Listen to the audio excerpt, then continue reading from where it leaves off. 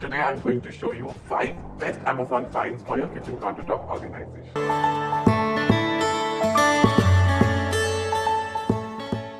Beautiful kitchen countertop organizer which is made up of teak wood and metal.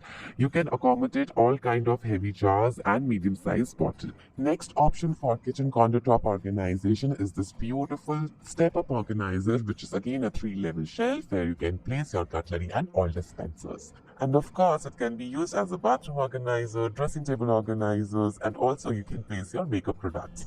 If you have a small kitchen or small cabinet तो lazy सुजन बहुत ही कमाल की चीज है। इस बार lazy सुजन आपको 2-level शेल्फ रैक में मिलता है, जहाँ पे आप heavy bottles, small bottles, mid size bottles आराम से 15 से 20 स्टैक कर सकते हैं। अगर आपकी किचन कैबिनेट छोटी है तो उसके लिए इस तरीके का पॉट और पैन ऑर्गेनाइजर बहुत ही यूजफुल है। इनफैक्ट कमाल का है।